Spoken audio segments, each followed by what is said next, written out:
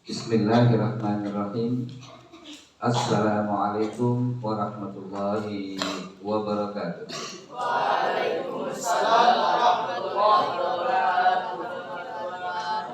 Alhamdulillah wa syukurillah, la haula wa la quwata illa billah.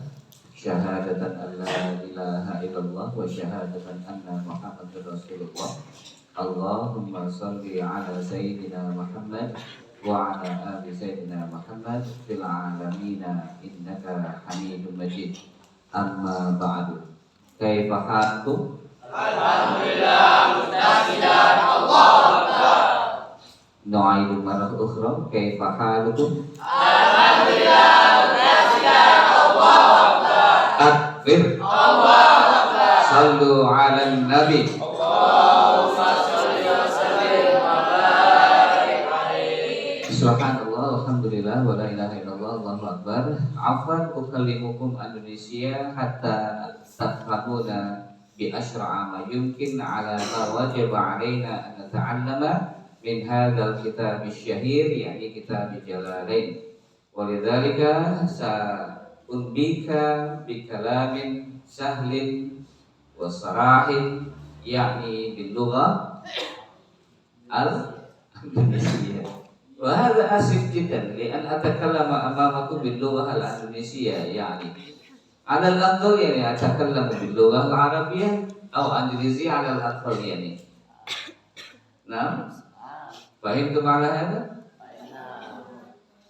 Haqqan ana atakallamu daiman ala awal min mundul awal hatta al-akhir bil lughah al-arabiyyah insyaallah. Wala atakallamu bil lughah al-arabiyyah, la jaizun li an atakallama amamakum bil lughah al-arabiyyah mujarrad, la mamnu' li'annakum la tafhamunaha. Masyaallah. Aywa, it's okay, you don't understand what I'm talking in Arabic, right? Yes. Yes. How proud of you. Ya, bismillah ananda sekalian. Pada hari ini kita diberikan amanah oleh Allah untuk mengkaji satu kitab yang masyhur di dunia keislaman, yaitu mengkaji kitab tafsir Jalalain. Kitab ini masyhur sedunia, ya, bukan hanya di Indonesia, tetapi ini kitab dunia.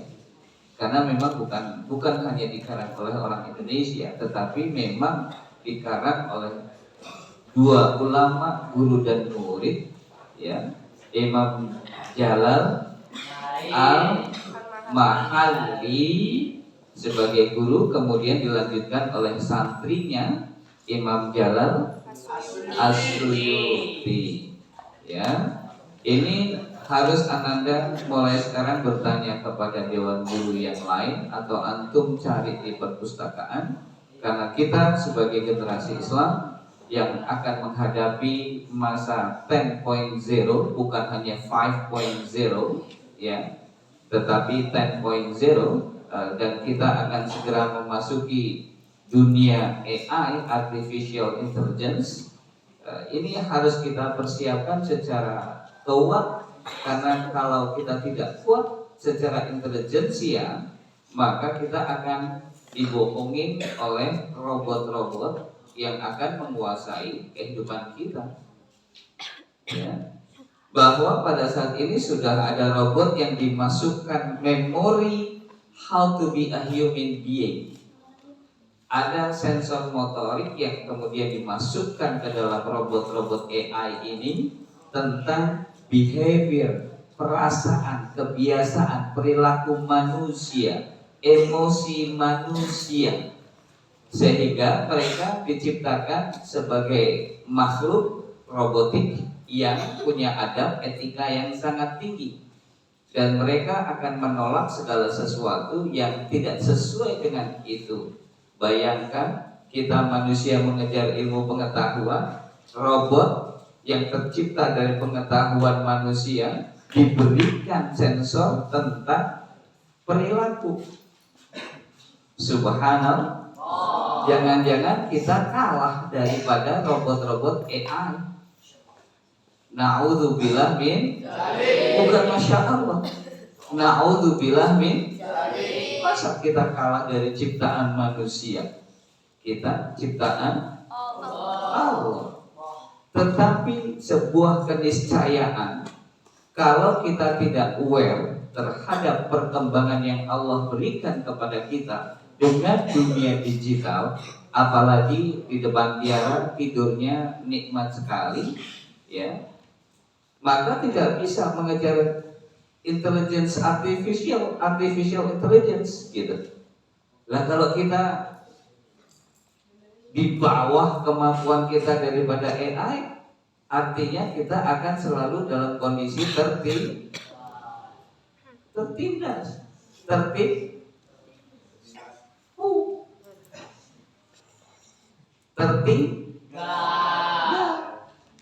Na'udzubillah min. Oleh karena itu Allah telah mempersiapkan kekuatan keilmuan, kekuatan akidah, kekuatan pemahaman yang sangat dalam dan mengakar untuk menghadapi dunia yang sepertinya tidak berbahaya tapi bisa menjadi senjata yang sangat mematikan kita. Ya, kalau kita tidak menguasai AI pada zamannya nanti, maka kita akan hanya menjadi konsumen. Seperti kalau sekarang mungkin Ananda ada yang asik main TikTok sudah dapat fulus, tapi hanya itu aja. Kita jadi konsumen saja.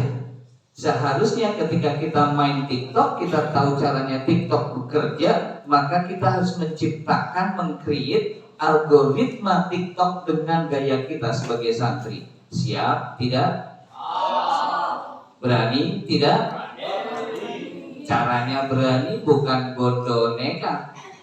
Berani, tapi makan tidur.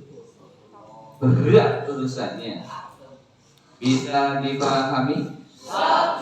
Baik, Ananda sekali, maka kita lanjut kembali. Setiap tahun ajaran kita akan mencoba mengulang bagi yang santri lama dan baru bagi yang santri baru.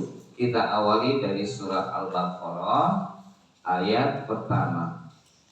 Silakan yang sudah punya catatan tinggal konfirmasi, kemudian pendalaman pemaknaan. Tetapi yang belum silakan dicatat dengan baik. Maka semuanya harus ada catatan. Yang pertama, Ananda, bahwa Allah menyatakan di dalam tafsir yang dicatatkan oleh Imam Jalal Al-Mahalli dan Imam Jalal As-Suyuti adalah kalimat pertama dalam surah Al-Baqarah, Alif Lam Mim. Tidak bisa dibaca Alif Lam Mim, salah, khata. Tetapi semuanya 6 ketukan. Alif Lam Mim.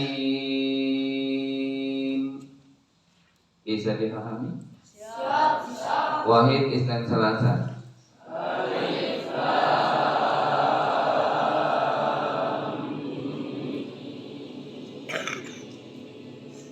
Ya, subhanallah. Ini kenapa? Karena memang Allah memerintahkan kita membaca Al-Quran secara tartil. Warattilil Qur'ana tartilan. Dan bacalah Quran secara tartil, pelan-pelan saja.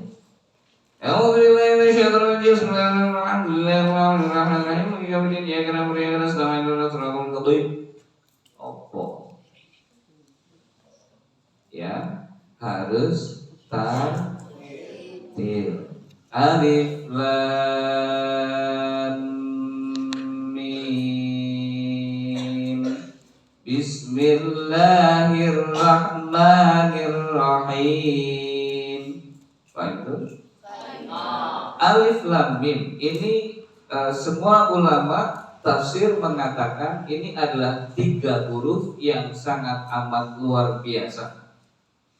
Semua ulama yang memang ahli tafsir menyatakan bahwa ini adalah ayat yang misterius, semua ulama yang mengkaji tafsir sama-sama menyampaikan pendapat beliau-beliau tersebut bahwa ayat ini adalah sebuah rahasia yang kemudian secara keilmuan disebut sebagai ayat mutasyabihat.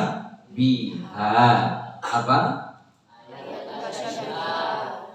Dan ini karena memang sebagai pembuka surat, sebagai huruf fathul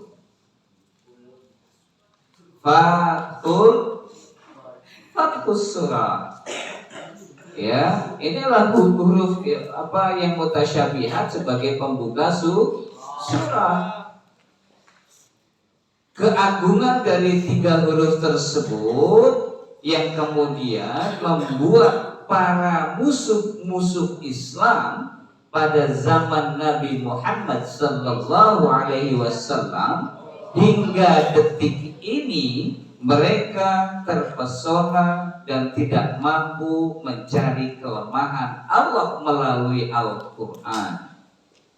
Musuh-musuh Islam yang menggali Al-Quran, para misionaris siapapun mereka, para Zionis Israel siapapun mereka, yang memusuhi Allah, yang memusuhi Rasulullah, yang memusuhi agama Islam, mereka kemudian mencari kesalahan Islam, mencari kelemahan Islam melalui Al-Quran. Mereka akan terkejut dengan huruf-huruf rahasia Allah tersebut. Mereka terkejut dan terpesona dengan ayat mutasyabihat yang ditampilkan oleh Allah hanya pada beberapa surah di dalam Al-Quran. Tidak semua surah. Ya, dan itulah daya tarik sebagai sebuah misteri pengetahuan besar dan dalam daripada kitab suci Al-Quran. Dan ayat mutasyabihat itu agung sekali. Tidak ada orang yang mampu untuk mencernanya kecuali mereka yang kemudian diangkat oleh Allah menjadi para kekasihnya, mendapatkan syafaat baginda Rasul Muhammad sallallahu alaihi wasallam. Mereka mendapatkan pencerahan hidayah daripada Allah tentang huruf tersebut. Tetapi sebagai sebuah bentuk kerahasiaan, maka ini pun disampaikan hanya kepada murid-muridnya yang memiliki dasar-dasar yang sudah sangat kuat. Bisa dipahami? Ayat-ayat mutasyabihat adalah ayat rahasia yang di dalamnya menjadi kunci-kunci kekuatan akidah kita kepada Allah. Ada yang lucu, Mas? Tak tertawa?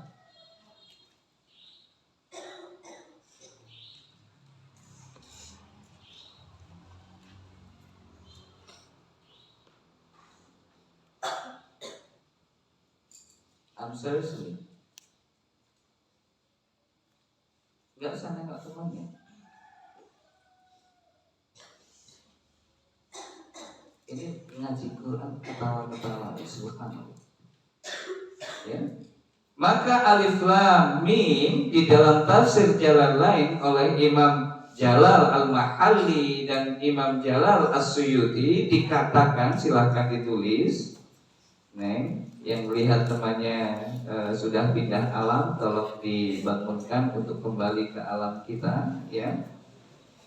Alif lam mim, silakan dicek lagi, ditulis Allahu a'lamu, ditulis. You don't have your notebook? Why not? Can you get back to your bedroom and find your notebook? Yeah. Allahu a'lamu bimuradihi. Allahu a'lamu bimuradihi bidzalika. Allahu a'lamu bimuradihi bidzalika. Ya. Ini Allah ya zat ismu zat ya. Allah itu adalah ismu zat. Kenapa disebut ismu zat? Ya karena Allah yang memiliki nama. Ya. Zat ini menunjukkan adanya Allah.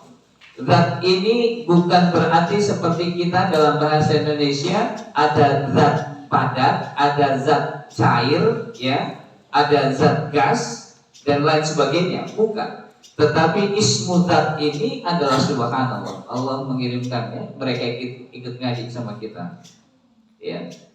Ismu zat itu adalah nama zat. Zat ini merujuk kepada Sang Pencipta Allahul Khaliq, yang menciptakan semesta raya, yang menciptakan detail-detail yang ada di dalam setiap gugusan nebula. Setiap gugusan nebula itu terdiri daripada ribuan galaksi, bahkan miliaran galaksi. Setiap galaksi di dalamnya banyak amat sangat yang namanya planet dan bintang-bintang. Bintang dari satu galaksi, planet dalam satu galaksi memiliki satu sumber energi yang kita mengenalnya dengan solar energy, yang disebut dengan matahari. Bayangkan kalau kita lihat di masjid kita ini adalah satu karikatur miniatur semesta raya. Kalau kita ingin lebih mudah, tentunya kalau kita malam hari atau bahkan sekarang kita turun ke lapangan dan kita lihat ke langit, maka begitu hamparan yang begitu sangat amat luas, sepertinya kosong. Tetapi di sana terdapat jutaan nebula. Nebulanya saja jutaan. Nebula itu gugusan daripada galaksi, kumpulan daripada galaksi. Jumlahnya miliaran dalam satu nebula. Bisa dibayangkan? Kita sebagai anggota peserta jagat raya daripada galaksi Bima Sakti adalah satu cuilan daripada sekian banyak nebula dalam galaksi-galaksi yang begitu banyak. Artinya apa? Kita ini nothing. Kita ini so small, terlalu kecil. Kita ini tak ada apa. Kita ini tak terlihat apapun, karena kita dibandingkan dengan pohon palem di sebelah utara masjid ini sudah lebih besar palem. Kita membandingkan dengan pohon mangga yang ada nempel di kantin itu lebih besar pohon jambunya. Kalau kita ke timur ada pohon mangga lebih besar dan lebih tinggi pohon mangga. Kalau kita keluar lalu kita melihat ada gunung agung, kita tak ada apa-apanya lagi. Kita ke tepian pantai, kita semakin kecil. Pantaskah kita menjadi makhluk yang diciptakan Allah paling sempurna lalu kita menjadi congkak bin sombong? Allah yang sangat amat luar biasa. Itu ismu zat yang bisa kita kenal untuk mendekatkan diri kepada Sang Pencipta. Sampai di sini bisa dipahami?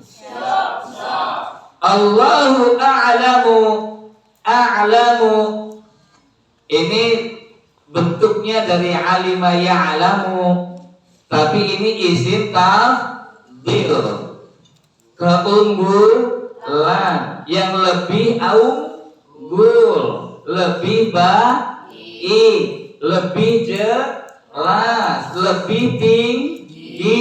Tapi kata alima ya'lamu itu arti Indonesianya kita adalah mengetahui. mengetahui.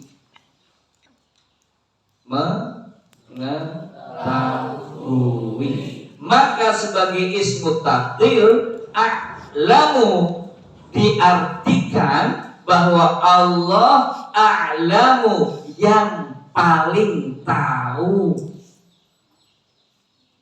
Allah yang lebih tahu. Kita manusia tidak tahu. Kita tahu apa yang kita pelajari saja, atau yang diilhamkan atau yang dihidayahkan kepada kita, dan kita tahu, maka kita baru tahu.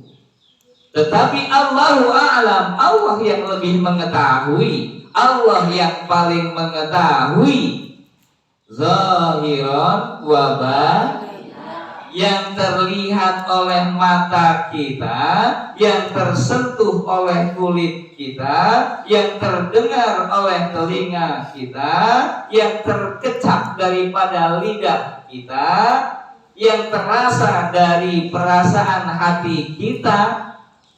Allah lebih mengenal itu semua. Semua yang tadi disebutkan adalah karunia yang Allah berikan kepada kita sebagai makhluk yang ahsanu taqwim, ciptaan paling sempurna. Kalau kita yang paling sempurna, perlukah kita mengeluh? Perlukah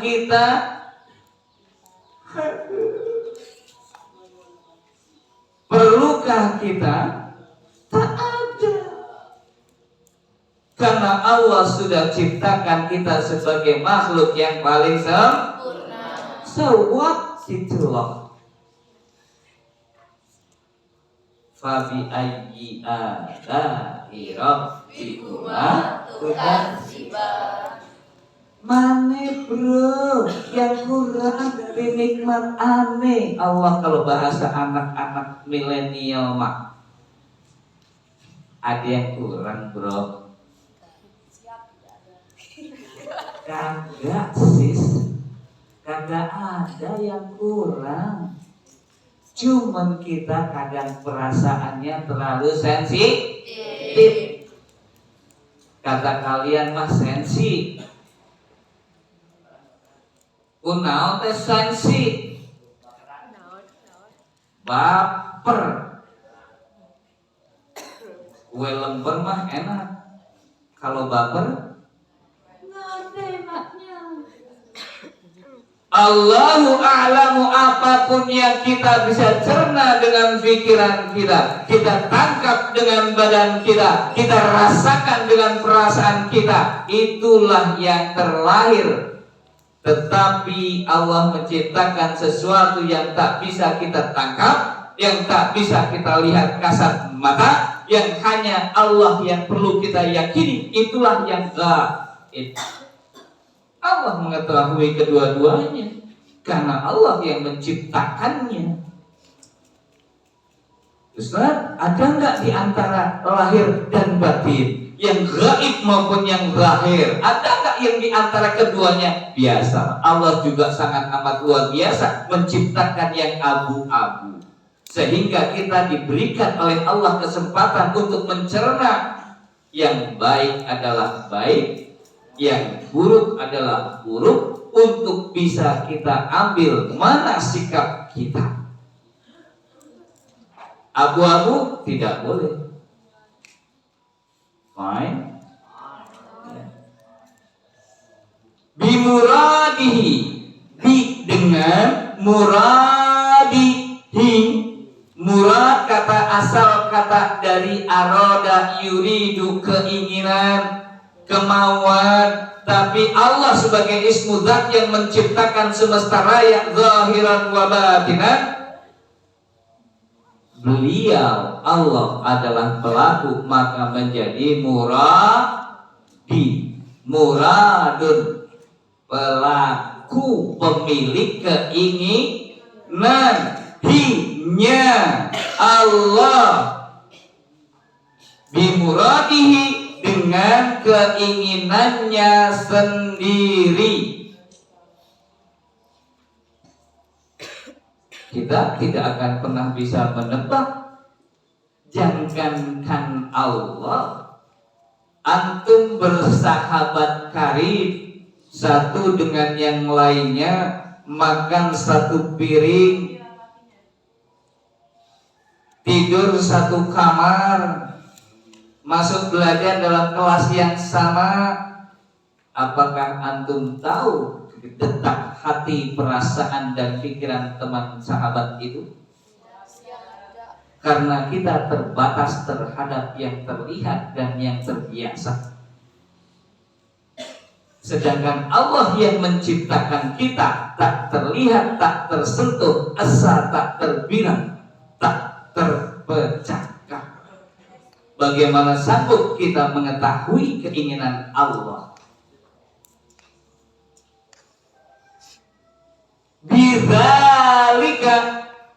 Bidzalika itu kembalinya kepada yang mana? Karena dzalika itu adalah ismul isyarah, isim petunjuk, ini dan itu. Tetapi di dalam tafsir dan di dalam terjemahan Al-Quran, di dalam bahasa apapun kalau di Indonesia kan, maka bermakna demikian. Demikian itu yang mana? Alif, lam, mim, dengan zalikal kitab.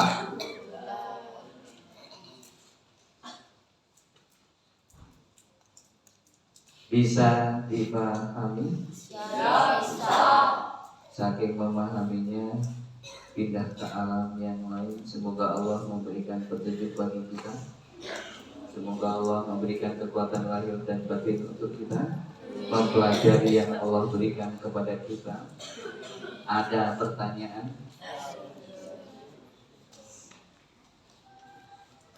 Ustaz menunggu 1 menit proses.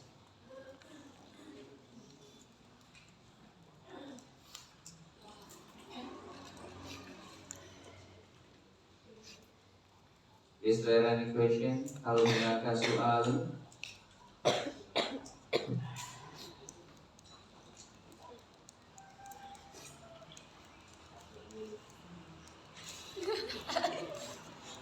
PHP dilarang mem-PHP. Silakan. One question and we leave this meeting. Soalun wahidun wa nahnu nakhruj min hadzal masjid.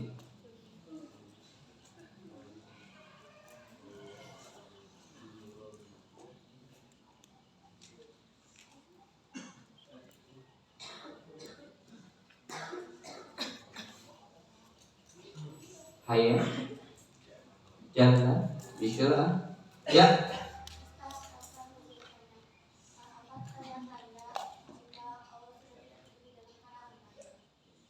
Tanda-tanda Allah tidak peduli dengan hambanya. Subhanallah, na'udzubillah min dzalik. Ini pertanyaannya serem sekali, ya, menakutkan. Tetapi kita harus tahu, ya, kita harus tahu. Ketika kita tidak melaksanakan keinginan Allah yang tertera di dalam Al-Quran, ketika kita melakukan pelanggaran-pelanggaran terhadap yang dicintai oleh Rasulullah, yang tentu Allah mencintainya, maka akan terjadi sebuah perubahan besar di dalam kehidupan kita. Yang tidak bisa kita lihat dengan cepat adalah kalau kita, tanda kutip, sepertinya kita melakukan kegiatan beragama, kerudungan, jubahan, buat tasbih, ceker kok konter apa jualan pulsa? Nggak tahu. Counter. Ceker apa ceker? Waduh.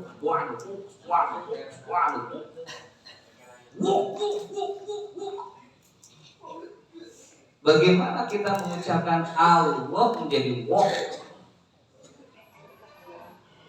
Adab kita kemana?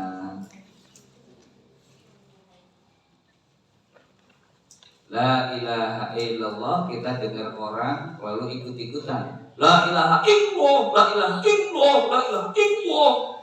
Illallah. Tapi yakin datang ke makam berdoa kuat sekali 40 hari. Tetapi mintanya bukan kepada Allah, mintanya kepada yang ada di makam tersebut, maka ada kesyirikan yang luar biasa. Bisa dipahami?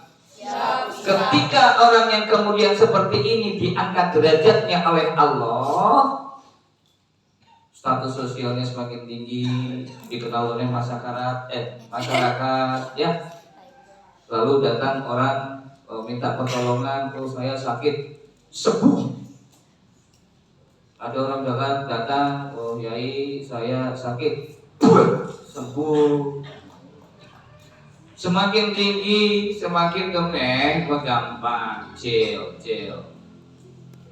Adab sopan santun mulai ditinggalkan, sholat berjamaah mulai ditinggalkan, siam sunnah, apalagi siam Ramadan ditinggalkan. Tetapi kondisi orang itu semakin tinggi derajatnya, status sosialnya, uangnya semakin banyak, istrinya semakin banyak, harta semakin berlimpah. Hati-hati, yang paling berbahaya adalah kena istidraj. Istidraj itu Allah kalau manusia akan mengatakan demikian, terserah ente dah. Ente mau ngapain bodoh amat nih, ane kasih. Ente minta duit, ane kasih. Ente minta jabatan, ane kasih. Ente minta bini, ane kasih. 4 kurang, kasih 5, kurang 9, kurang 99. Itu terjadi. Dan itu istidraj. Begitu dia meninggal dunia, langsung masuk tiket VIP di neraka. Na'udzubillah min. Kalau ada yang mau ikutan, silakan. Itu open book ya, open BO. Iya, open booking. Ya kan terserah. Allah memberikan kebebasan.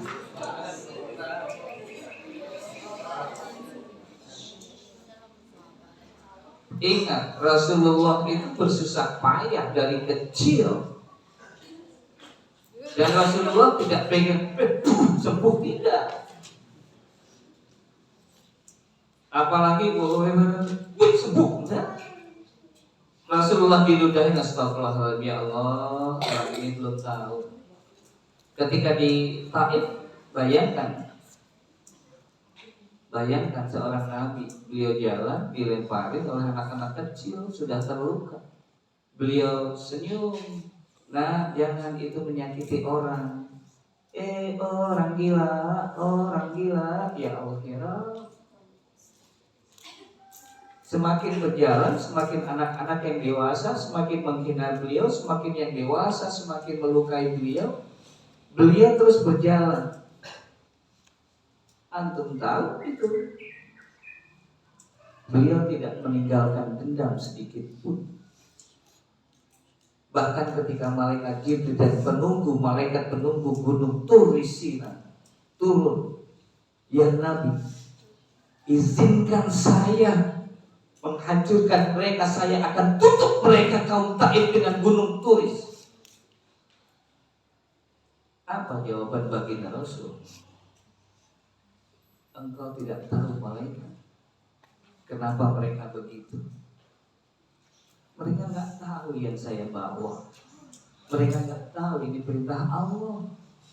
Beliau berdoa, ya Allah, ya Allah, saat ini mereka menghinaku, melukaiku, karena mereka tidak tahu apa yang aku bawa daripadamu, ya Rabb.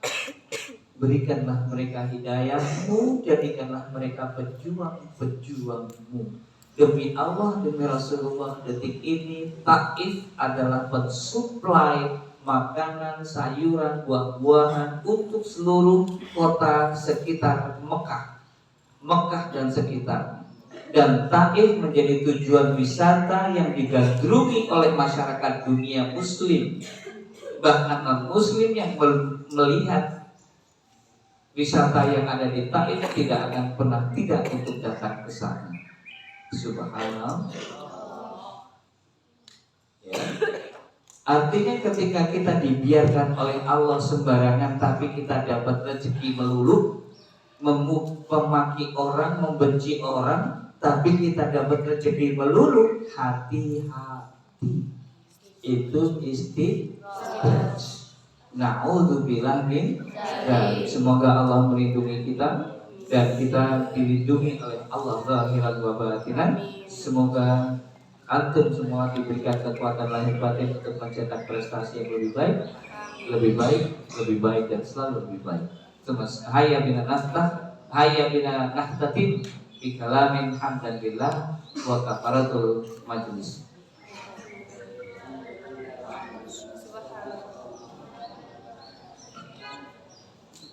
Assalamualaikum warahmatullahi wabarakatuh. Allahumma sholli ala Muhammad. Banin awal.